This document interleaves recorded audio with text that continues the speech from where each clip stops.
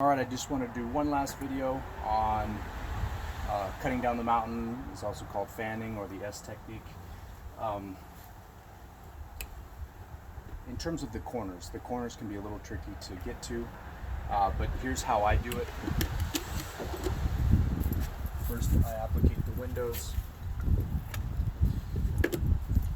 I scrub them down. I like to cut into the middle personally, because I don't have to create a dry zone for those. But if you're still creating dry zones and you still prefer cutting in at the side, I'll first do a quick little dry zone, top and bottom. I'll come into that top left corner, and this is about the angle I'm going at. It's about 15 degrees, 20 degrees, and then I'll come across and I meet that corner, top right corner, at about 15-20 degrees. That's so that as I'm turning, the rubber isn't jumping off the glass. If you're coming in at 45 degrees, the tendency for the rubber to jump and leave a mark right here increases. So you got to be careful. So I like to keep those angles relatively small. And if your squeegee's not going into the corner, you're going to miss your corners and you're going to have a lot of touch-up. But if you want to be safe, you can always come back up to that corner and grab that spot and just do an extra one. Then I'm going to come down.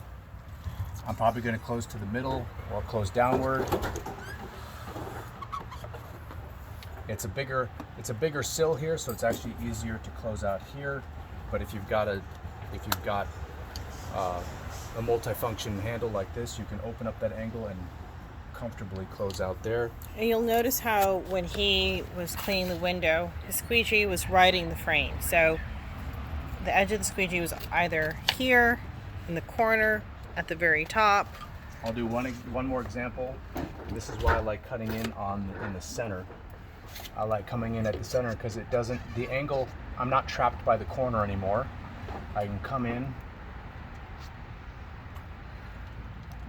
You'll see how it's going directly to the frame, right on the edge of the frame. Each time it's hitting that edge of the frame, and that's because it's wiping water away from the edge of the frame. So when he's done, there's just one very thin line of water along the top, left, and bottom, which is where we touch up, right? Every time we hit all four edges, and that takes care of it. And if you've got good technique, you won't have anything else to really touch up. If time allows, if you've got time and you want to make the customer a little extra happy, that solution that has settled at the bottom, that's why I carry microfiber. I get in there and just do a quick little wipe, and it looks so much better. If you're missing your corners and you're spending an inordinate amount of time on touch-up, then you're no longer efficient. The point is not to shine up the entire window.